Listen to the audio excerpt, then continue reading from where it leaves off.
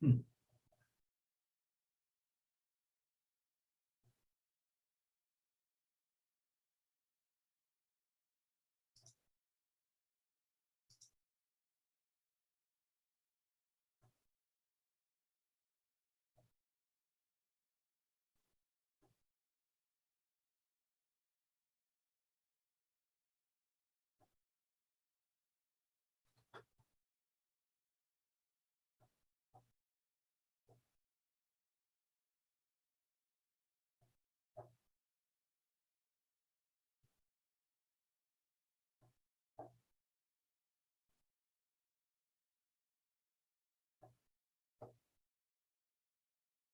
Jonathan, I'm going to sign out and sign back in because I'm not getting a button to put my camera on at all.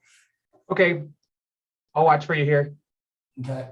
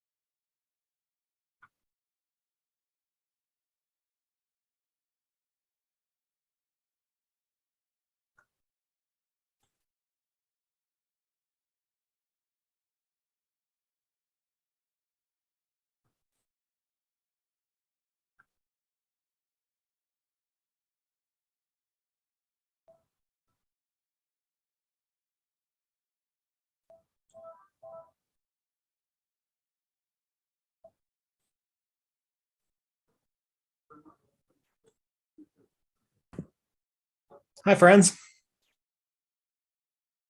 Hey, how's it going, George? Just another beautiful day in my bedroom. That beard is coming along, George. Yeah, I shaved it a little longer or trimmed it a little longer. Thanks. Tim's got me beat. Yeah, I'm trying to figure out how to get it up there. You know what I mean? We call it the come around. Something.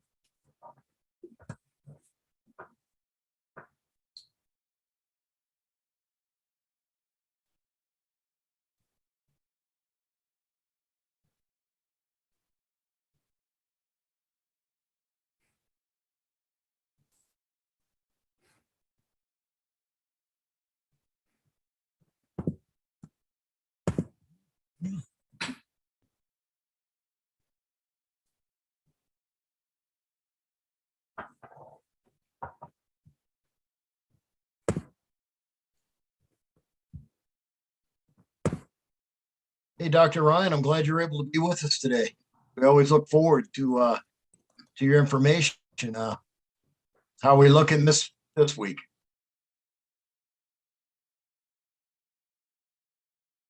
Oh, I'm sorry, you're on mute. Thanks, Mayor. Better than last week. Not quite there, but I'll go over the numbers and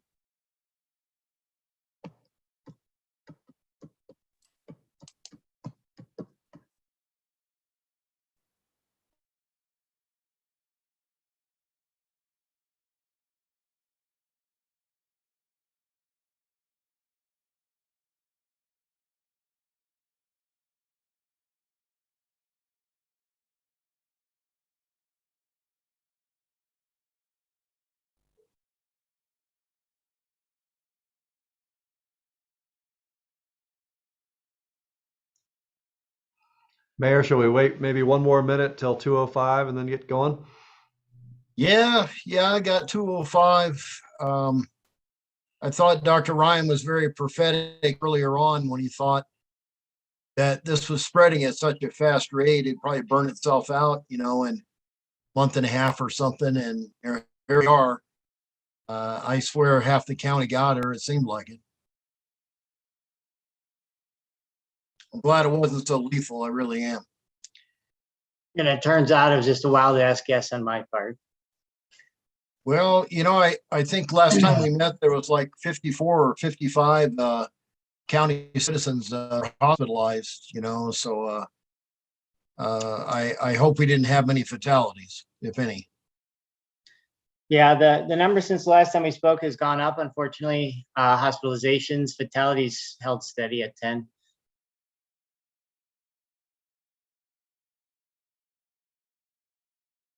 Hey, what do you think about this new variant? Much to do about nothing, or I just haven't heard. They say I saw in the news that it's 1.5 times more contagious. CNN was reporting, but it doesn't seem like it was any more lethal. You're talking about the substrate of the Omicron variant?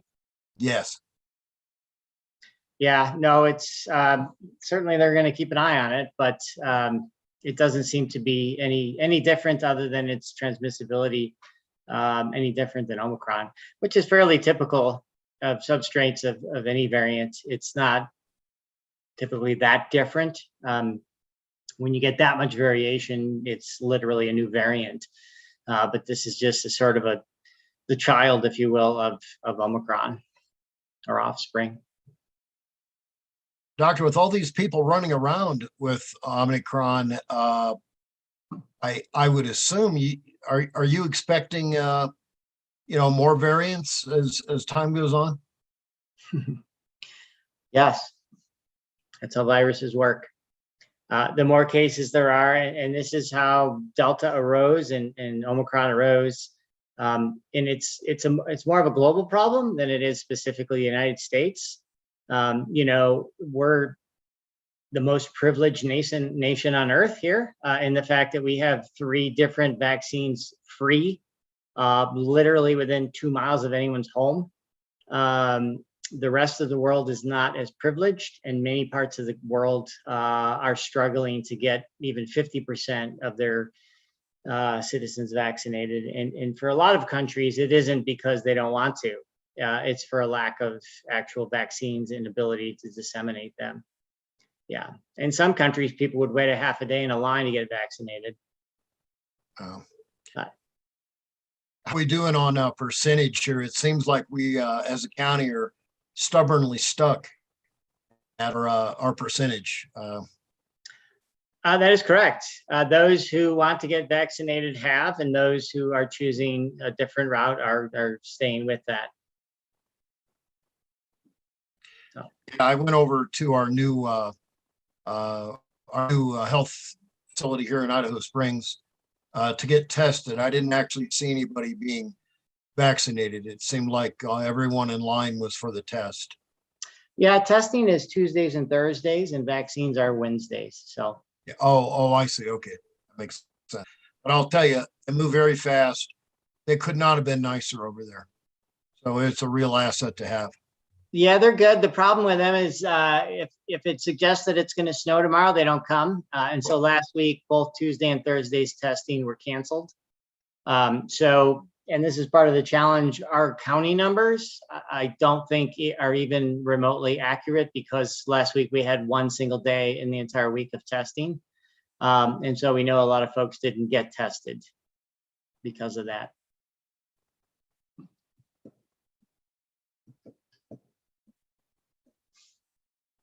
We had a really high positivity rate with our neighbors to the west.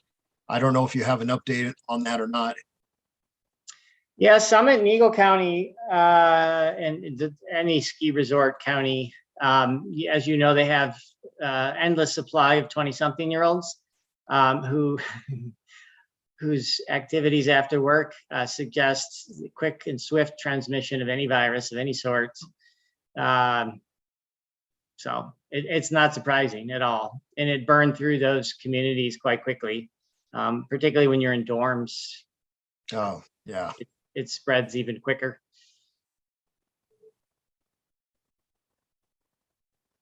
Well, anything else new for us? Yeah, are we ready to get started? I thought we were just Yeah. having a conversation, you and I. Oh, no. Yeah, so nationally, what we're seeing is a decrease in cases. We went from roughly 800,000 cases a day to roughly 525, 530,000 per day. So it is a decline. But when you're at levels that high, anything is a decrease, really. Hospitalizations have also slightly decreased across the country, about 4% decrease. And remember, there's several states around the country that were weeks ahead of us here in Colorado and many other states, right? New York, New Jersey seem to be several weeks ahead. So I think a lot of the decline in a lot of in cases and hospitalizations is what you're seeing is those states that were ahead of us. There are a lot of states that are along with us or behind us in terms of when their spike happened, that the cases aren't declining at all and hospitalizations are not declining at all. Unfortunately, fatalities are actually increasing. We're now at 2,526 per day as a 7-day average. We've lost 884,000 plus Americans to date and lose 2,500 plus a day. Test positivity across the country is about 21%, still extremely high. Vaccine rate has up a little bit across the country. We're now at 64% is totally fully vaccinated. And to our discussion earlier, many of the people, and this is what's lending itself to the herd immunity, have been diagnosed with Omicron in the last 5 weeks alone, right? So that number has significantly increased between those who are vaccinated and those who've had Omicron. That number is probably in the 70 to 80% range in terms of Americans who have had one or the other, or both, for that matter. In Colorado, it hasn't changed in the same fashion it has across the country. Our case rate went from about 10,500 to 8,500 now as a 7-day average. So not a huge jump or a decrease, I mean, over the last week and a half, but headed in the right direction for sure, but still extremely high and the highest we've ever been short of the beginning of the Omicron.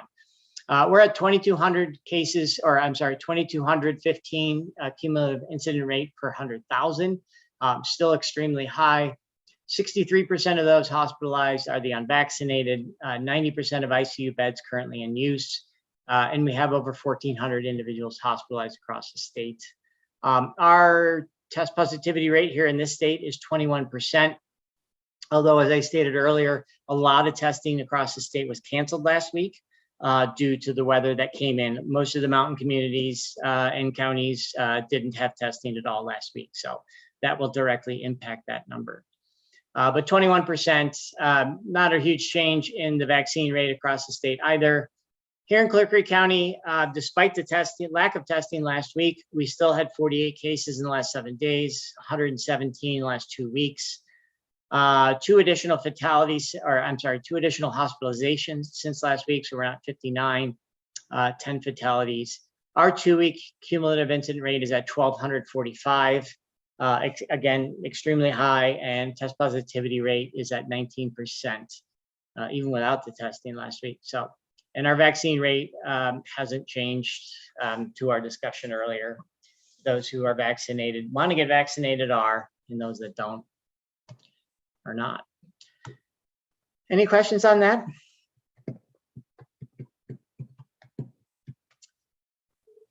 Well, Doctor, thank you very much. That was very informative as it is every time we get together. If there's no further questions for Dr. Ryan, I'd like to go around and see how everybody's doing. Sadie, how's business?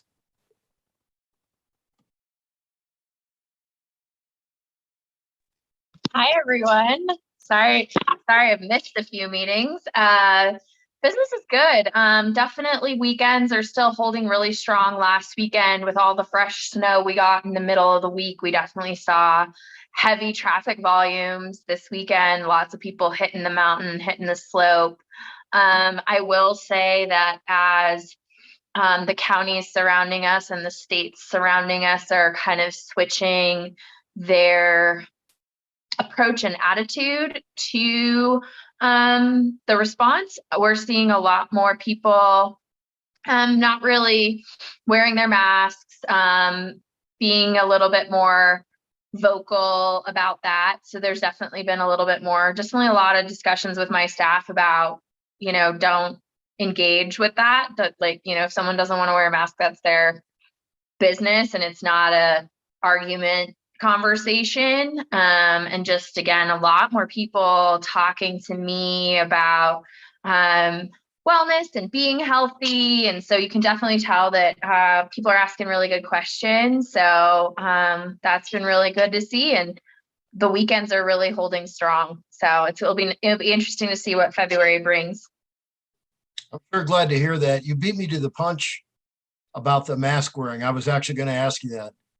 Yeah. So yeah, as time goes on, I was kind of thinking that you might be running into that. It's getting really challenging as more states and more counties around us are really more moving towards the if you are actively sick kind of messaging. If you're actively sick, wear a mask. If you're not, don't wear a mask is kind of the messaging that seems to be floating around right now. And so people are coming in and being like, well, I'm not sick, so I'm not wearing a mask. And I've told my staff really not to engage and argue because it's just not worth it to be arguing with people. Again, the staff is wearing their masks and I'm starting to get pushback from my staff. So my staff is starting to be like, hey, how much longer are we going to be required to do it? The Denver may or may not expire. Are we going to expire? So I'm getting a lot more questions about that. So I don't know, George or Dr. Ryan, if you guys have a tone or a thought, but my staff is definitely starting to push back on me. Yeah. Well, thank you, lady. I appreciate that. My advice, Sadie, is I see this from a public health perspective. I think it's premature to remove the mask mandate. On the other side of that, I fully understand and appreciate the difficulty. I know some businesses have not enforced anything from day one and actually put up signs to the contrary as a reality. And I know others are working hard to keep themselves and their staff safe. So right now it's a feasibility in terms of, to your point, staff should not engage anybody who is refusing to wear a mask. That's always been my perspective from the very beginning. It's not something to fight about. We're doing it to keep your staff safe and functional so they can actually come to work. The challenge with if you're not actively sick, most people don't know they're actively sick or don't realize it until after the fact. So that advice is not anywhere in public health that I've seen across the entire country, and I don't go to Facebook purposefully. So my advice is always wear a mask. I'm going to continue to wear a mask, as I'm sure most people who are aware of what's going on. As far as the mandate is concerned, that is a different thing. I think it's losing its sort of teeth in terms of how many people are actually going to wear their mask and the additional challenges it presents to businesses. So keenly aware of both sides of that. Obviously, as a public health director, I would encourage everyone to wear their mask. As far as it being mandated, that's a question for George. Thanks, Tim. Yeah. Yeah, I know we've been playing. It's not a game. We've been going through this and having this conversation for a couple of years now. You all, if you've been paying close attention, probably remember that I don't think that we can be effective in Clear Creek County being the only county in our vicinity with a face mask order. And so I think that statement kind of says where this thing is heading, at least as far as my one vote and my one perspective. Hey, thanks, George. Chip, how's business? Actually has been pretty decent.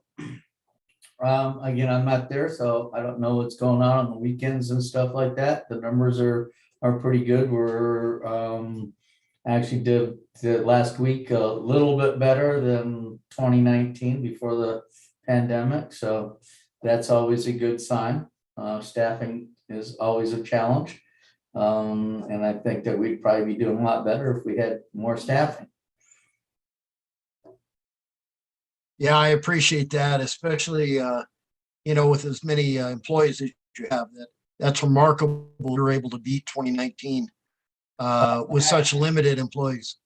And we don't have the entire restaurant open, so I'm really amazed that we're able to do that well. Yeah, that's incredible. Gosh. Stephanie, how's the world treating you?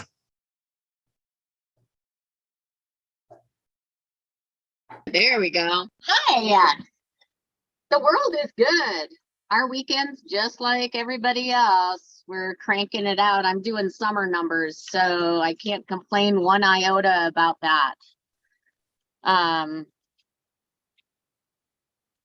Yeah, it's good. Well, I'm sure People glad to hear. are going outside. I mean, they're eating outside with the warmer weather. Tuesday and Wednesday, of course, is going to be a challenge because it's going to be a little chilly. Yeah. But overall, yeah, everything's going really well. Very good. Glad to hear that. Dan Ebert, you have anything for us? I do not. Okay. Carla, how are you doing? I am good. I have one question. We have our public meeting coming up for Block 57, the former Digger Field, in March. And right now we just sent out our public notices and today. And so those say that they're going to be Zoom meetings. And so the question is, I think if Tim is still on, yeah, there he is. He's just not picture, is, in March, what are we expecting? Are we expecting that we're still going to be recommending remote public hearings and community meetings? Carla, I hope not. I'm hoping that the next 3 to 4 weeks, we see a dramatic drop off in cases and we get down to the very, very low levels. And to our discussion earlier, Omicron has burned through the community, not only our community, but more broadly across the United States, and will continue to do so over the next several weeks, but it will go down further and further to the point where I hope March is a very different landscape, that scorched earth, and we no longer have to talk about the possibility of a forest fire when there's no more forest. So okay. I'm hopeful that we're gonna get to that point. Okay, so right now we are, the city and the team is planning on doing those remote. We do have a community meeting, a big community meeting coming up in the middle of February, and I'm expecting that is most likely going to remain a Zoom meeting as well, since it's only a couple weeks out. So we're just working closely with the city. Yeah, February, I would keep it Zoom, and March, I would be optimistic that you can have it fully in person for sure. Okay, thanks, Tim. So Chuck, that is where we are in the process. I think that's about all I can say about that right now. And we're moving ahead, and we're excited to get things moving out there in the field. Well, that's really good to hear, and I'm glad you asked that question too, by the way. Chip? Carl, what is the process? How is it coming along? Yeah, it's great. So we are approved with our zoning. And so the next step in Idaho Springs is to go through our final development plan, which I think is, I don't remember what the language is exactly, but pretty much every project over a certain size in Idaho Springs always has a final development plan, specifically a large project like this. And so that is our final step in our entitlement process, essentially. So we we are hopeful that we've done a good job, and Planning Commission and the council we're hopeful that they will see that and agree, and that and we're hopeful that we've answered the questions that the community and powers that be need. And from that final development plan hearing, which is, so our Planning Commission is March 2nd. Our hearing with council for approval is scheduled for March 14th. And from there, if approved, we will be heading 100% into construction documents, with construction starting by February of next year. So breaking ground before February of next year would be ideal for us. Nice. With a 20 to 22 month construction period is what we're estimating at the moment.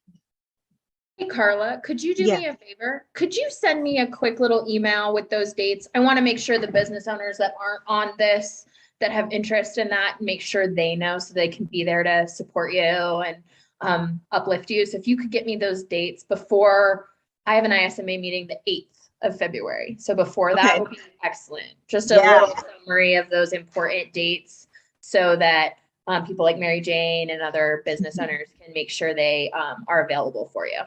Yeah, no, that's amazing, Sadie. Thank you so much for mentioning that. And by the 8th, we should have our final package. We should be really close to having our final package.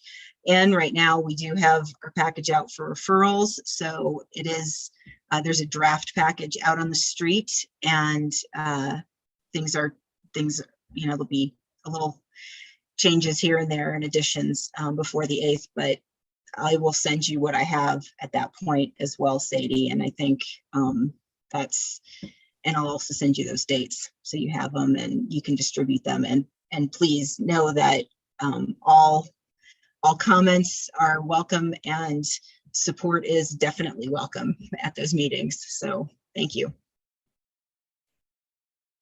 Carla, that's so good. Hey, Mary Jane. Hello. I just wanted to mention that even though it's been freezing cold so often, that the Argo is still really busy, and especially on the weekends, as is everyone else. And the Argo is going to begin a strong program of collaboration with all of the Minor Street Marketplace business owners. And you'll be seeing a big ad coming out in the Aurora Visitors Guide that the Argo, the Georgetown Loop, and the ISMA jointly have put in their magazine that we think will bring a lot of buses up here to town. And it's going to be a really cool program. They gave us a free map. And this is where the Gaylord and all those other hotels are. So this is a cool collaboration that we're doing. And just because I know people are curious, the Mighty Argo today filed for summary judgment in court against those crooks that have been dealing with us. So hopefully we'll have a summary judgment from the judge very quickly and get to keep moving forward. Well, that's really some good news. And Mary Jane, Jan Boland had told me that the Argo's gift shop, I mean, as cold as it is, has been just breaking sales records, like double digits. It has. That's just phenomenal. Come and join us. Come and see what we got. All right, sounds good. Andy, you have anything for us? Anything additional comes to mind? We do have one discussion item that we'd like to have the group consider, and I'll have John kick that off for us. Everyone, we've talked about since the marketplace opened, how we would handle liquor consumption along the blocks of Minor Street. That conversation has gone on for some time, and we've looked at a number of different alternatives from a policy perspective of how to handle it. There are several. Some of the top ones that we've talked about is a entertainment district, which is governed by a board of purveyors of alcohol, essentially working with the city to create an area where alcohol can be consumed.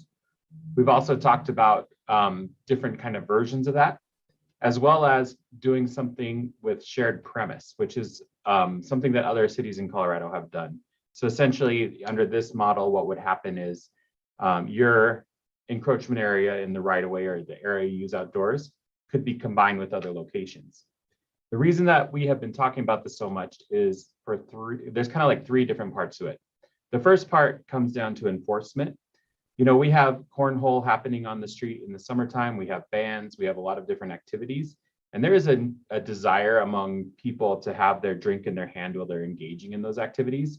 And it creates an enforcement problem and also a licensing problem, especially for those of you that do create your own, you know, that make beer or whatever on premise, because we don't want to do anything that would jeopardize that licensing. There's some other problems as well, just related to how we program the street, which Sadie may want to speak to. And then, for instance, like special events, when you have a special event happen downtown, currently what happens is there's a process for application to have that special event. And then you have to have servers that are volunteers that are also tips trained. And then we do that in the park. And it kind of takes away from the opportunity. I think it doesn't create the best possible environment for everyone that we could. So we've been talking about this at a staff level for a while. And we've been thinking about different ways that we might think about this problem from a policy perspective. And what I think we're looking to do is to formalize this research with a little bit of direction from this group and a recommendation to look at different alternatives for how we might achieve or what we'd like kind of liquor consumption to look like on the street. Steve, you had just logged in, but I was just saying that we've been looking at ways to either create a common consumption area or an entertainment district, or similar to Fruta has done, they have created encroachment areas that they're commingled. So for instance, Tommyknockers and Two Brothers might have the same area that liquor is allowed in, and that could include the stage over there and cornhole boards so that people could play cornhole in the street and watch music and not be in a creating a problem for your liquor license and your manufacturing license and all that kind of stuff. The other benefit of this is as you know, with our encroachment areas currently, we have to have rope between the sidewalk and the eating areas, and that can be a hassle for people, you know, just as we're waiting, blocking the sidewalk. Also for serving across that line, that's one of the problems that happens. It's not for sure the only problem. But what my intention was to start a conversation about how this might look, how we might handle it in the future to make it simple and streamlined and make everything work better for everyone. The other piece of this that I mentioned, Steve, was special events, because currently we have, you know, you might donate a keg of beer and then they do it at Citizens Park. But if we were able to create some bubbles of consumption where that's like your premise or however we look at it, we might be able to, instead of having alcohol be a part of special events, we just would serve within the Minor Street area for the special event, because it does now kind of stretch the whole length. So, you know, everyone could take advantage of those areas a little bit more effectively.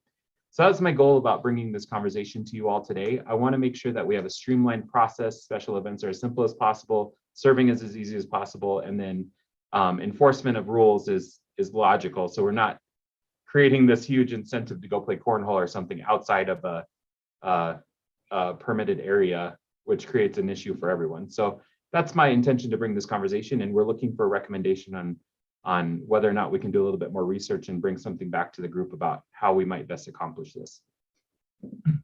Sadie, is there anything you'd like to add to that just from the ISMA perspective? Yeah, so definitely this has been a hot topic for all of the ISMA members. I think most of the restaurant and service side of the equation have some pretty great feedback on things that have worked in the past and things that have not. And, you know, definitely one thing that would ease a lot of people's feelings is being able to create, you know, districts per block or whatever it ends up looking like. And also wanting the desire to maybe have the main pedestrian traffic be in the center of the street versus on the sidewalks, and being able to create more of a structured flow so that the service staff has less space. They're not having to walk across sidewalks with alcohol. They're not having to do those kind of things. It just, again, creates more of a market style atmosphere during the summer. It makes us a little bit more flexible to have different types of events. We've been approached by multiple different event style things. Cornhole definitely wants to come back, but we've also had cornhole tournament managers wanting to know if they can come and do cornhole tournaments on the Minor Street Market. And that draws a large amount of people, but they won't do cornhole tournaments if they can't be holding their beer in the middle of the street while they're throwing bags. There's also, several Clear Creek parents that have asked about throwing graduation block parties for their kids on the market. And that would be something where, if we had common consumption zones, those type of things where we could allow our community to really benefit from using the marketplace as a place to have outdoor events that are different than, say, hosting a dynamite days. It would be more of like, hey, we just want to use this block for this retirement party or this graduation party or whatever it is, kind of creating another avenue and stream for those type of things, as well as the music activation this summer is still planning and rolling forward. And that was one of the largest feedbacks we got from the bands, was the ability for people to stand out in front of the band and the music and dance and participate in that way, and not have to feel like they have to run and jump over ropes to enjoy their beverages. So, and the ISMA is fully willing to be flexible and support however we can within the businesses working together to create a creative solution here. There's models here that don't involve creating a public drinking space. The Fruta model that I've mentioned, and I can send more information about that to anyone interested, essentially creates the same areas you have now. It's just would be able to be utilized by more businesses. So for instance, like I said with Steve, maybe Steve and Two Brothers have the same area and the band space is included in that area. So what we would do for that is create a resolution, which is a government term for kind of stating something essentially. And that resolution would identify these areas. That's one way we could do it. There are some other ways that are more in depth, but I know that one of the big concerns that has been expressed to me is we need to make sure that people who are purveying alcohol have a reasonable means to control it, because there are people who have licenses that aren't just alcohol sales. We have production licenses and all these different things. So one of the things we need to do is make sure that we create a system, if we do it, that is effective for everyone and that the police feels comfortable with from a safety and enforcement perspective, and everybody's kind of on board with. So that's why I wanted to start this conversation now, because that may take us just a little bit of time to work through.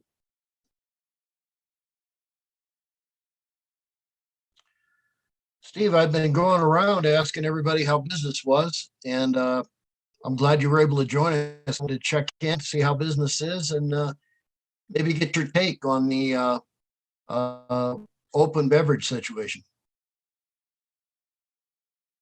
Sorry, Steve, you're on mute.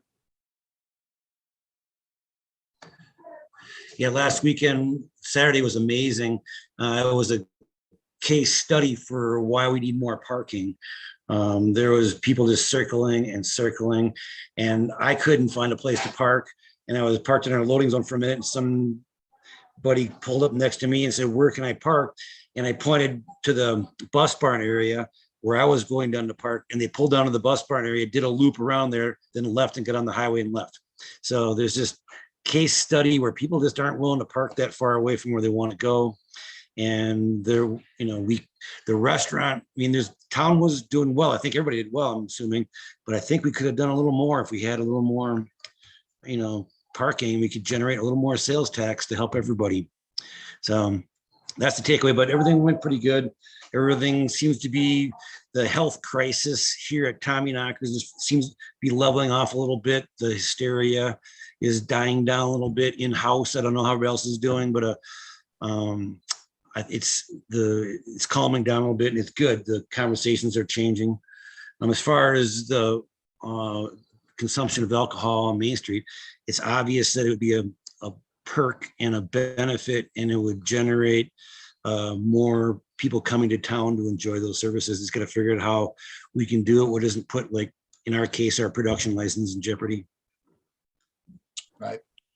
Right. Thank you, Steve.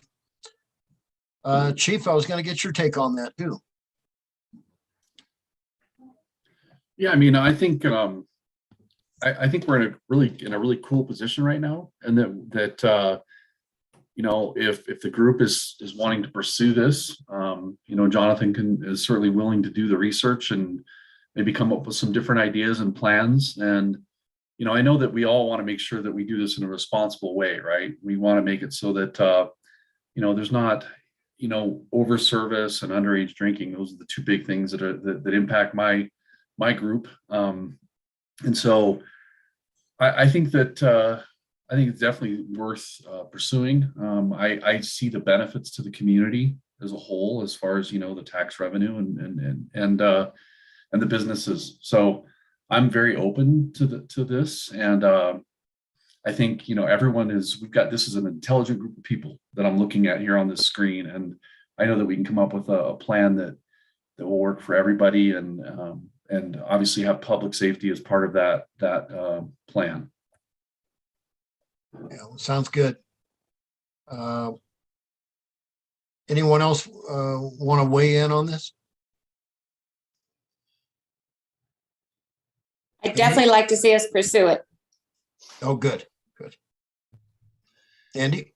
So one thing we would have to consider, and I know there has been consideration about it in smaller groups outside this group, discussion at staff level, is access to accessibility to the sidewalk and to other businesses if certain sections of the existing sidewalk are blocked off. For instance, if Tommy Knockers is allowed to use allowed to use all the area in front of their building, including the sidewalk, would there still be access down the sidewalk, or would there be? I mean, I think I hear a lot of interest and appeal when the street is closed to having the main pedestrian corridor down the middle. It has to remain open for emergency access, and then people walk down the middle of the street and then go to the various businesses. So I think it's doable to figure that out with perhaps ramps at certain areas, or certain areas that aren't activated, certain businesses that don't activate their areas. But I do want to make sure that we're sensitive to that, because we don't want to get in a position where people can't get to certain businesses, or not very easily.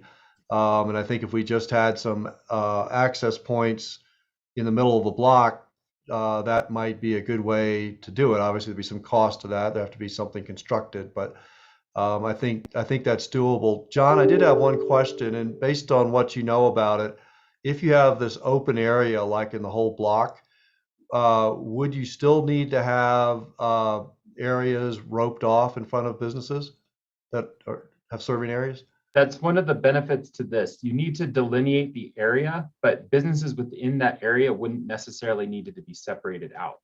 So that's kind of what I was thinking. It could be a whole block, or it could also be a smaller bubble of a block.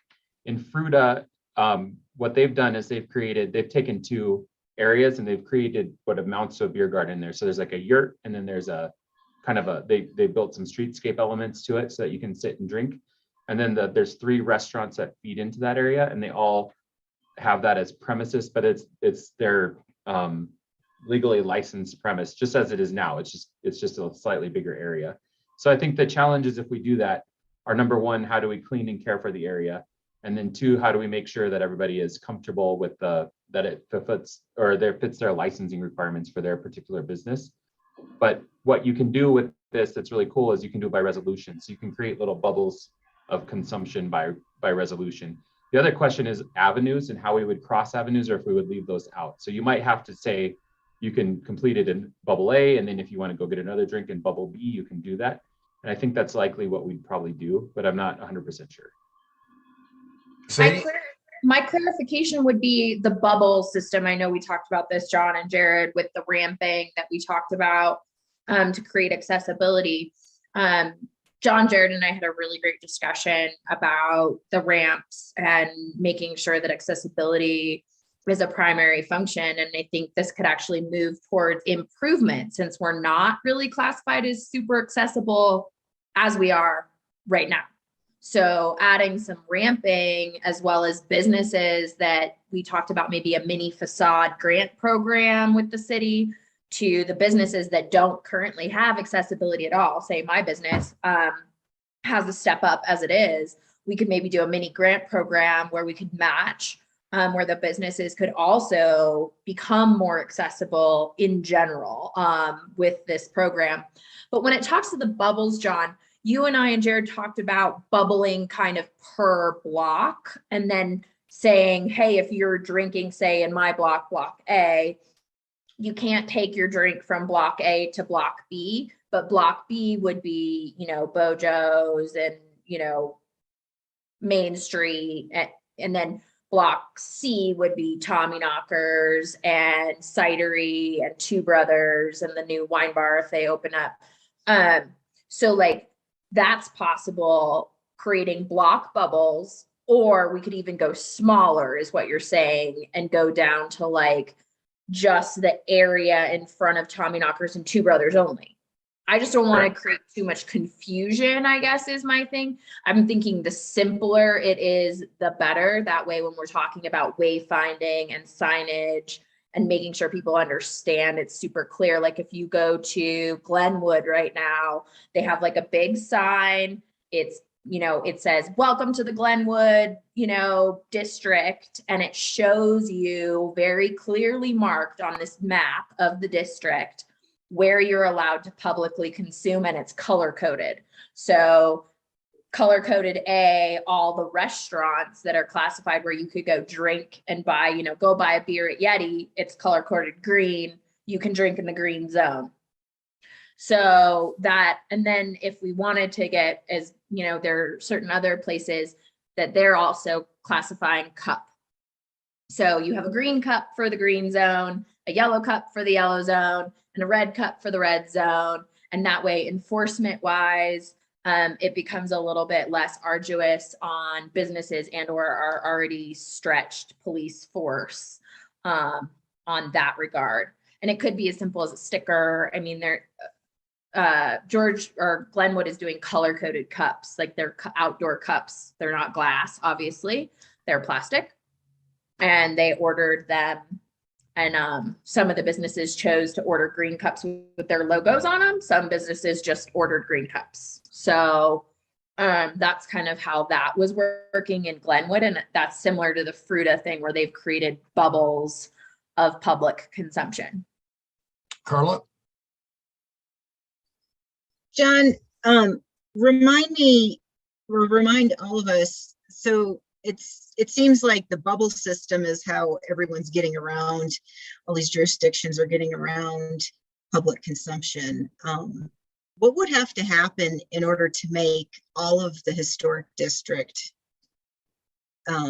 able to be open container?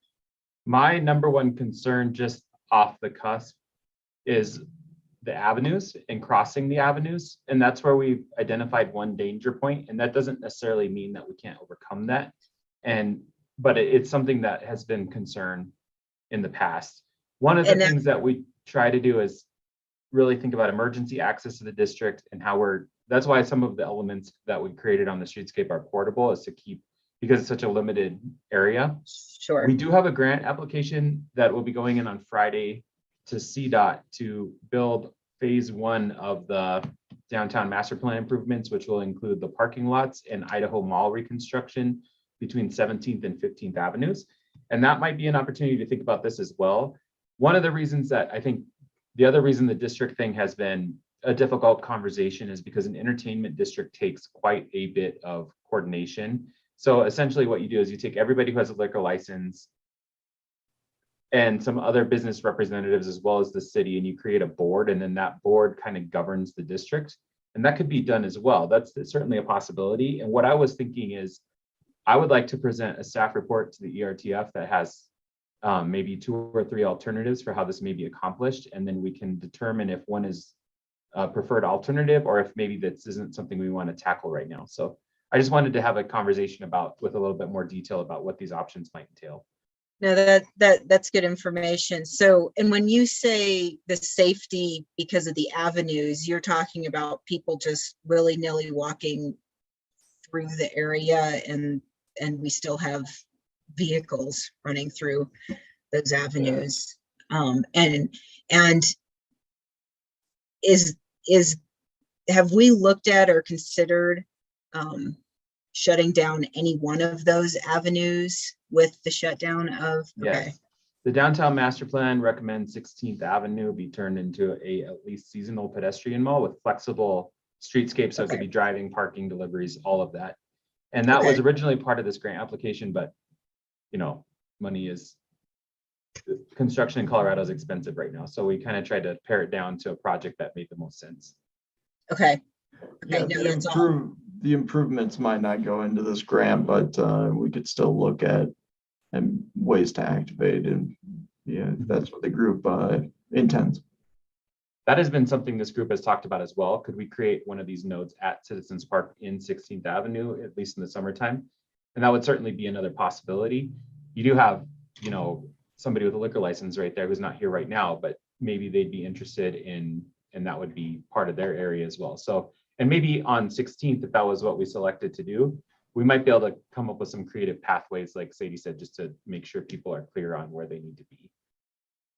Yeah, it just, and I agree, the messaging, you can do it with messaging and you can do it with the signage, but as Sadie was continuing to talk, I was starting to glaze over, and that's nothing against Sadie. I think it's just when you start to say, well, it's red and it's green and it's a yellow cup, and then I got this and I got that, and then you start to, like, people just start to lose it, you know what I mean? And so it is, the more simple you can make it, the better. And that's why I asked the question. But it sounds like you've got all the research and all the ducks in a row, and you're outlining a plan.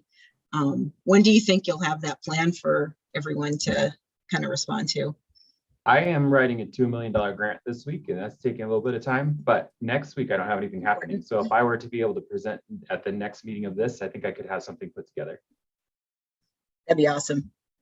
Thanks, John. I know it's been a lot of work between you and Sadie and Jared, just getting it figured out. I know you've done a lot of work on that. So Mayor and Task Force, are you guys comfortable if Jared and I prepare some policy alternatives that might be possible on the marketplace, and then we can have a conversation about that at our next meeting? You bet. That's a great idea.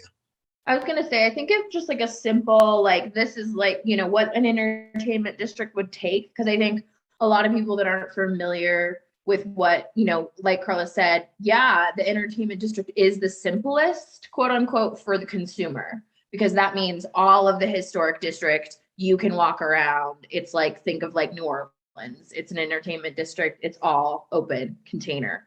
But on the administrative end of it, it is a lot more arduous than that. So John, if you could just maybe clarify, and you and I can work together on that too. I know you have this grant to finish, and I will get you my letter today. Thank you for doing that. You're welcome. But I can help put that together too. But if we can say, this is what the entertainment district would take, if we want to do it, you know, it will serve us long term. Or do we want to say step one, this are the options? So who becomes liable if there's an entertainment district? Is it the board? Is it the city? Okay. Governing board. So the governing board holds insurance, whatever that looks like, for, because that's huge. I mean, the nice thing about that is it's not a reinventing the wheel situation. There's several, like Avanti and Edgewater Market and all the places like that in Denver and Golden, the new one there.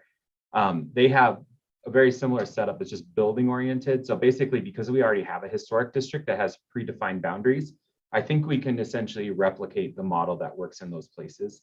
So we just need to do a little bit of work and just put something together, but we can get that done and have it. I know we can have at least 3 alternatives for discussion. Well, sounds like a great plan. I for one, I really see the benefit in it. I think we can do this and do it right, and it just benefit everybody. One last thing, and Sadie had mentioned this previously, but if we have the ability to create these districts, it gives us some additional programming opportunities that we don't currently have. Like, for instance, if we wanted to have a fundraiser for somebody who the house gets hit by a drunk driver or something like that, maybe we can do that. And there's ways that we could build that into this programming, which would really serve our community. So this doesn't have to be just tourist facing. It's going to have a significant residential impact too, once we have the ability to create some programming. All right, Also, good. Also, Mayor Herman, I wanted to let you guys know that the ISMA will be working over the next week and a half. We are meeting as on the 8th. So the next time that we come to this meeting, the ISMA will have some general recommendations on dates that we would like to start thinking about, forward thinking about when we would like to start thinking about transitioning the market to full closure, and when activation would start. So I just wanted to give you that heads up that we will be coming to you the next meeting with some recommendations from the ISMA on how we would like to see the summer start. Well, does anybody have anything else? Yeah, I want to thank everybody for attending another really good meeting. I got something, Mayor. Sure, Chip. Got a question. Steve talked a little bit about parking. Yeah.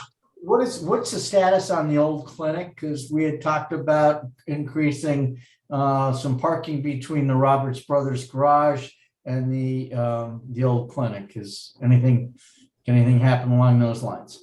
You bet. You know, the city has, well, if you will, since we're retaining the property, we've deeded the building to the folks over there at the Hot Springs Resort. It's of course our wishes to save that historic building, and they move it to that extra lot they have a little further down on Minor Street. We don't have anything set on the date of the move. I'd ask Andy if is there anything I'm forgetting there? I don't have any update. I know that they need to put the foundation in at the Minor Street location. I don't believe that work has started yet. Of course, we're getting quite a bit of sub-freezing weather and some frost, I'm sure. The last we heard from them is that they had tentatively scheduled a move with the house movers for February. So I haven't heard any update from that, but of course the foundation has to be built first. So I wouldn't be surprised if it's pushed back a little bit. But Chip, the intent is once that building, that the clinic is moved from that location, is to then level out that area and provide more temporary parking as we have done behind Tommyknockers there. So at least in the interim, we try to make best use of that space. Okay, thanks. I can tell you all the utilities have been shut off to that building, disconnected. So from the street. So it is really where things stand right now is the city owns the property, owns the land. And as the mayor said, now the Hot Springs actually got a bill of sale. We had a little bit of legal logistics there, but our attorney recommended a bill of sale for the building, so that the building has been turned over to the Hot Springs. So I think I'm assuming that still gets moved in the next few months. Then I think we can work on getting that leveled out and get a few more parking spaces. All right. Anybody have anything else? I want to thank everyone. It was really another good meeting. I appreciate it. We'll see you soon.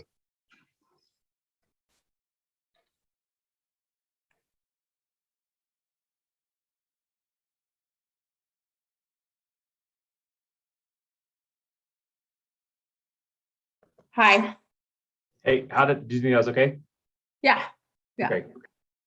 Yeah. I think that it would be great if we could do an entertainment district. I just don't think people understand, like, well, we're trying to do SID and we're trying to do other shit. It's just going to be like way too much.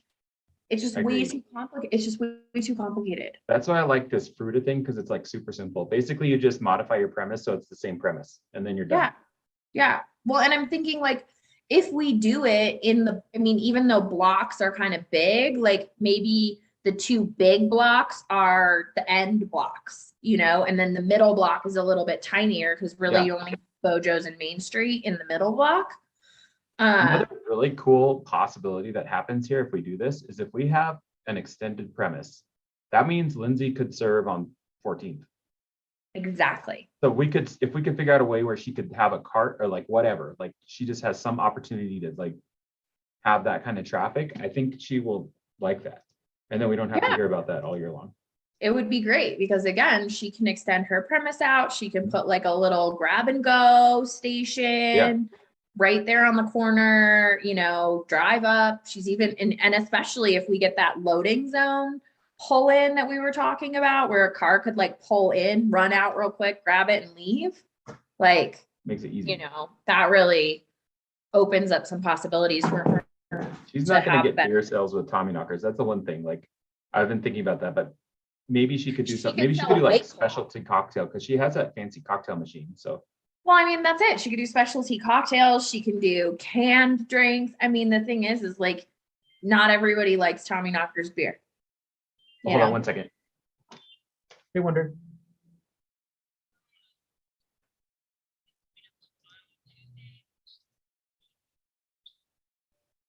Okay.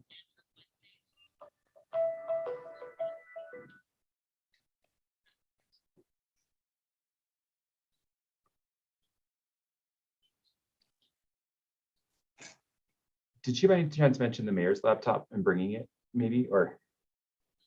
Okay, I could send her an email. I really need the mayor to have, because I don't think he still has access to his email and I'm a little concerned about that, but that's my only thing.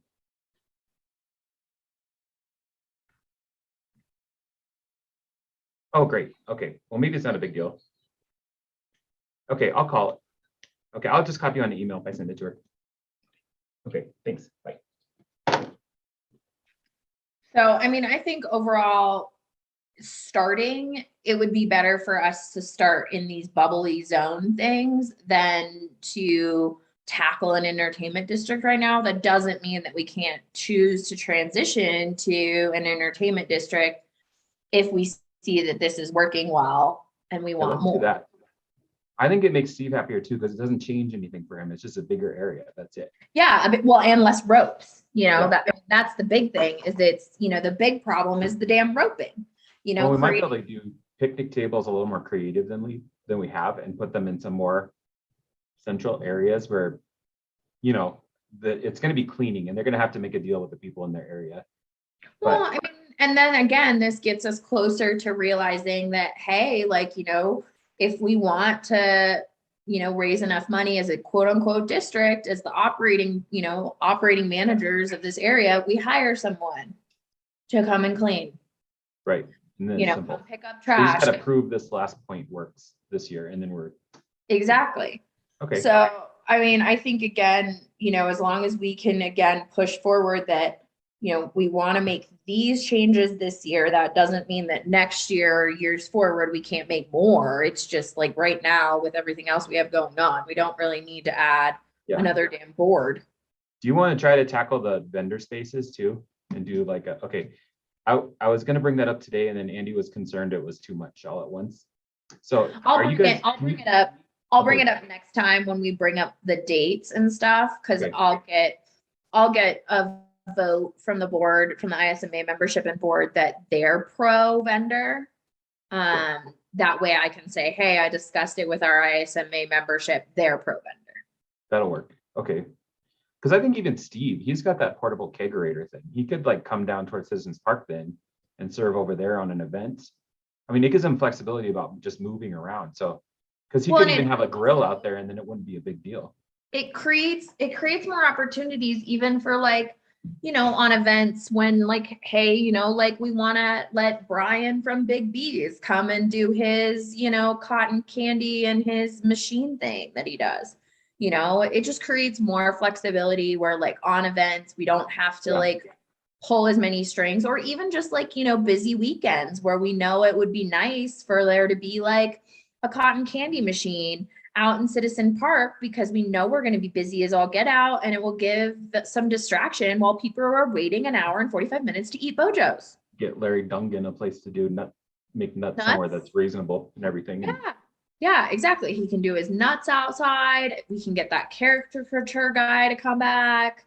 You know, again, if we can give them something to do while they're waiting an hour and 45 minutes to be sat at a restaurant, they're more likely to engage and enjoy the experience. it might possibly make it easier to do the vendors if it said like if in the encroachment area you had the right to just Put whatever you program need. it a little bit. Maybe then the city doesn't even care. Maybe I don't know. I hope. That's kind of what Well, I'm I thinking. would be, I mean, again, it doesn't seem like mayor really is against activation. It seems like he's really pro Mhm. growth in that area. And Chip was nodding, which is good. Well, Chip is pretty much now sold on whatever I tell him is the best thing to do. That's good. I really do think this is going to take us, this gets us through everything that we had questions about, and then we know. Yeah, So I think that's a good thing. I think I'm going to present that as the number one option and staff recommendation. I think it's going to be the first step. I mean, Yeah. I would love to say that we could bite off doing an entertainment district this year. I just don't. I just think with the SID and everything else we need to, before we do an entertainment, like mayor, one great recommendation to get people to understand is putting an entertainment district is going to attract a lot more people. We're not ready for a lot more No, people. we need to have, I think we need to get the garage figured out. Yeah, That's part of the reason why this grant application is so important, is because we need to be able to manage the parking we have when that happens, because it's going to be a holy shit show. It is So- going to be a shit show. This will be good. I think it's going to work in theory. Yeah. I saw your letter. That looks really good. I also sent you pictures from the This is the darkest award of all time if we get it. It's literally called the Leslie Knope Award for Good Governance, and it's for activation of historic districts, which I think we're like the poster child of that. So I need to write history about it, and then I need to do like just what we've done. But it's a lot of free marketing in this group. It's called ELGL, and it's like a pretty big group in like the government world. So they'll be in like magazines and stuff if we get it, which will be good. So that'll be good. We just got a really good blog write up in Visit Colorado for top 10 places to visit this summer. there's a couple of like super big YouTubers in town right now, or not in town, but close by. And I was kind of like tempted to say, like, maybe we should reach out to them. Like Karen and Nate are here right now in Leadville, and Ryan Kaji is here as well. And I was like, that's like probably 1 million views of YouTube video right there. If we could at least get somebody into Idaho Springs, but I don't really know how you contact them to like be like, hey, come. I mean, you message them. You just say, that's probably what we hey, yeah, you just message them. You say, But maybe hey, in the future, if we see that, we could watch and see, because I know we had a couple last year, but that would be cool. we did have a couple last year, and we had a couple of decent sized names last year come through. We also, again, like we're hitting these, lists like, top 10 small historic towns to take your family to view American history. Like, so again, the more and this Visit Aurora ad will really drive a lot of traffic up as well. Because those are just all those day trippers that are looking for go up to the mountains for the day. So we'll see. I'm really hopeful that we can make some traction on the parking garage so that we can at least tell people that it's in the works, that we're trying to get something going. I have been waiting for everybody to reply. I'm just going to schedule a meeting, because not everybody's replied to me, of the 9, and they had like a thing about, Randy had something about not signing a letter, but I know he talked to Steve. This isn't to like say they're supporting the parking structure. So it's all it is just a talk. I think where we're at, and so I've been really working pretty hard on this, and like there is some money coming from transportation that if I get the grant, it's going to be big. Like I could probably get a $25 million grant maybe, but it's like, I'm not sure that we're going to get it. I really think we got to move forward with this $2 million idea, but we don't need to do debt service. It's just $2 million. And so I was really hoping that we'd find a way sooner to like say it's not. If we get $25 million, it may not. I don't think it will be $2 million. Right. But unless, I'm going to work my hardest to do that. But I'm just wondering if it's time to say $2 million is like kind of the target here. And there could be other funding strategies and everything. It's just like, that's the, Well, I think, so what I heard from Steve was Steve sat with Randy and Dan Ebert now. So Steve is now sat with Randy and Dan individually. And I think maybe the first meeting is just you, Mayor Harmon, Dan, and Randy, and Troy, our Colorado Inc. guy, right? So the 5 of you, because you are all the financially minded folk, talk, because both Randy and Dan have some really great suggestions on alternative funding that maybe we haven't explored or thought about, or maybe we have, and we just simply need to tell them, we have already thought about this and this is why it won't work or why it would be harder or whatever. But I think if we narrow the group down to just you, Mayor, Dan, Randy, and Troy, just the 5 of you guys, and say, hey, we're the financial minds of this SID group. We would like to get together and have a Zoom meeting and just talk about what we've tried so far with funding. We have this $2 million that we think we're going to absolutely probably need to have. What are your guys' suggestions on how we get there? I need to find a way to get them to listen to the words that I'm saying. And that's on me. I have told them about all the funding sources we're using, but then they keep coming up with the same funding sources. And so I need to figure out a way to reach them better. And Randy honestly hasn't listened to me since parking came at the chamber, like since the night we talked about that. And he doesn't care. I mean, it's just what it is. But I told Steve, maybe what we need to do is have beer, and do it after work and just really try to do it in that environment, because I think it might be better. Well, and even having Steve there, because he's really built such good relationships, even though the financial stuff, as he says, is it just goes over his head. He gets really lost, but he has built such really good relationships with Randy now and really good relationships with Dan, that I think if Steve is maybe there, and maybe we have an in-person, hey, let's just get a round table together. Let's go sit at Tommyknockers, have a round table, have some beer, talk through this in a round table format. Maybe I'm feeling like a slightly in an informal setting like that would be helpful, because we just need to overcome this this problem we've been having for the last several years. So, and honestly, Dan is not a huge problem. I mean, we work with him at the EDC all the time. We have a pretty good relationship. Even Randy, it's been better lately. It's just not, I know what it is. Okay, so why don't I do this? I will send an email to you guys and say, hey, we would like to get together. These are the dates we can do. Do you know Mayor Herman's schedule at all? Is he pretty flexible? I was gonna this week I really wanted to do it on Thursday because we're not super busy, and I think after 3:30 they're busy, but before that they're not, and it could be after. But Friday I don't think there's much, and I don't know if that's too short for everybody. So that's my goal though, would be Thursday if we could. Okay, and it doesn't have to be beer. It could be just hanging out. Okay, cool. So I'll send an email and say, Thursdays and Fridays after 3 or before 3? Thursday, I think after 3, Andy and the mayor are gone, but before 3 we'll be here for sure. Okay. Well, I'll send out a couple of options and say, hey, what works best for you? What day, what in person, let's just hammer this out. Let's talk through it. I also have, they even told Steve that they think it's $2,000 still. It's not. I have everybody right now set at $800. So there's a lot of, they keep saying, what we need to do is figure out a way to move forward from this, talking about what's true right now. And that $2,000 number is not. So that's kind of what I'm hoping is one of the challenges that I have that they could look at that's helpful, and I think is really better led from SID people than me, is if you take $2 million and then you divide it by 20, for 20 years or whatever it is going to be, it ends up being $100,000 a year, which is, the easy part.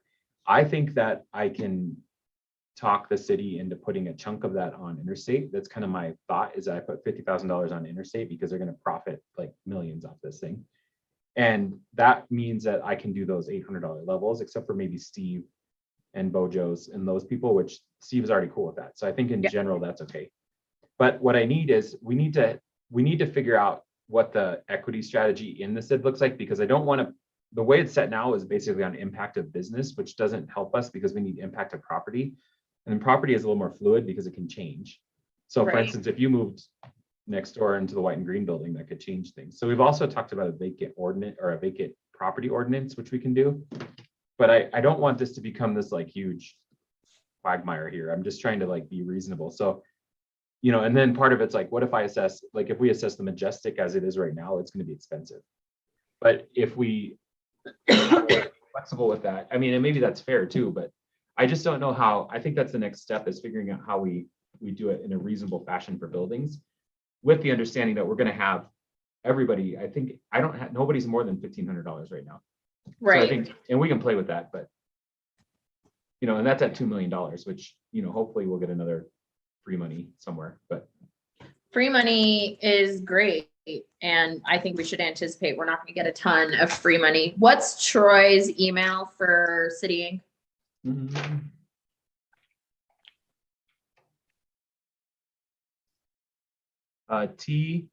TBERNBERG at northlandsecurities.com. That's what I thought. I just wanted to make sure that was the right one. I want to make sure. Okay. All right. Well, I'll send an email giving them some dates to say, hey, can any of you come up for a roundtable discussion Thursday, after 1:00, before 3, or Friday, pretty much any time, meet at Tommy Knockers and just have a roundtable money discussion. Okay. I have 2 more things I want to tell you really quick. One is Easter egg hunt too religious? I mean, not really. Okay. I don't think it has any connotations other than when it happens, really. Not really. I think the only connotation is that it happens at the same time as that holiday. But no, I don't think it's too religious. I was thinking about maybe considering having one or looking at what it might take or something similar, just as a spring kind of deal. So I just wanted to talk to you about that and think what you thought. I think they used to have one, but it was a really long time ago. So it was a really long time ago. It would almost be cool to kind of do like an egg scavenger hunt, almost kind of a thing where it's not like, like you find one egg and that leads you to the next egg, that leads you to the next egg, and it could drop you through the businesses. Yeah. That might be kind of cool. It's a lot less to manage. Because then it's old thing that we did. Yeah. Okay. Well, I was just thinking that we could look at that and see. And then the other thing is I need to talk to the flower guy. And so I'm probably going to go down there and see the flowers. I didn't know if you might want to come, but if you do, I'm going to try to schedule that for the next couple of weeks. Yeah, let me know. I'll come. Okay. And then Amy and I had a really great meeting. That is exciting. I think I made her mad, but I didn't intend to. I was she said she was flustered after the meeting. Oh, I mean, yeah. handling the Phyllis thing was a little weird. And so that was weird for everybody. So I had talked to Megan about that I was just going to take hardcore control of the meeting and then I would let it go once it happened. So I did, but I didn't want her to think that I was doing that because of her. It was about Phyllis. Oh, no. She more than anything was flustered because she didn't know that she was going to volunteer herself, I think the flustered part was that she didn't anticipate that she was going to be like, oh, I'll do it. I'll be president. That's fine. I think it's cool. I think it's exactly beautiful and perfect. And I mean, I think it's so funny now you have an acupuncturist and herbalist running the business organization. It's good though. It's holistically minded, that's for sure. So she and I had to be super hardcore on the film. I mean, it was going to be ugly no matter what. So I just wanted to shut it down as fast as humanly possible. It needed to be shut down fast and hard. And I told Amy my interpretation and not every experience I've had with Phyllis is that essentially Phyllis will disappear now. She won't really participate. One thing that I think is interesting is when I take heart attack against Phyllis lately, she does what I say, in general, which is weird to me. I don't know if she's just looking for somebody to take charge or what, but maybe that's a good thing for the chamber too. I mean, she could be involved, but she can be a human being, but she's an alternate at this point. So she's going to have to do it like everybody else. Well, and so much of her personality tends to be that, if she doesn't get it her way, she's just not going to be involved at all. So I, because Amy was like, well, how is it going to feel with her, breathing down my neck? And I was like, honestly, I doubt she'll breathe down your neck. She can't do anything. And that's one of the things that I wanted to make sure Amy knew is that I know she doesn't 100% know how to run meetings and how that stuff happens, but I can help on the back end. That's not a huge issue. Exactly. And I told her, I said, she's got to remember she doesn't have to let Phyllis talk if she doesn't want to let Phyllis talk. Yeah. I was like, you don't need to I was like, you're now in the leadership role. She's not gonna do or say anything to you at all about it. I did tell Amy that she needed to talk to you about 4th of July. because we need to figure that out. Like, I don't know what we're gonna do. I need to set a meeting with Jeremy and Daniel, I think. Because we need to figure that stage out. And then the other thing is that's not technically chamber, that's like Phyllis on her own. And I asked Andy about that and he basically told me he didn't want it upset the cart. And I was like, well, that may be out of your hands at this point. So we may need to look at that. So I need to figure that out. But it would be helpful, I think, if we probably, maybe you could come too, and we need to just talk to Jeremy and Daniel and just see what they want to do, because I think we'll do what they want to do for sure. yeah, I mean, they're, again, like every time I've talked to Jeremy about it, he's like, you know, like whatever, like we're totally flexible. We want Idaho Springs to use the stage. We just want to have an understanding, a written understanding of what that's going to look like. So we're protected. Who's the person that has the popcorn place in Gilpin? I can't remember his name. I think it's Jonathan, because I know Jeremy Fay definitely knows who I am, but he always tags me every time he talks about that business. And I was just like, It's not me. Must his name must be Jonathan. No, I mean, Lindsay knows him, but I don't know him. Lindsay is so much far like more involved in Central than I am, because I don't go there ever. So, is there right now? well, I'm in Blackhawk. Oh yeah, I guess that's. You know, like there is a very big delineation between Central City and Blackhawk. Like Central City is kind of bitchy and very cliquey, and Blackhawk, like nobody really knows anyone. They're just kind of like whatever. Gotta be a schmaltz. That's the whole rule. Yeah, pretty much. Yeah. Yeah. Bow down to King Spellman and get what you want. They got me into grad school, so I'm not I mean, saying too much. no. Okay.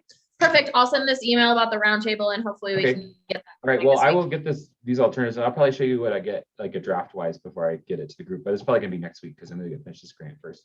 Yeah, finish this grant and I'll get you my letter here in a minute. Okay,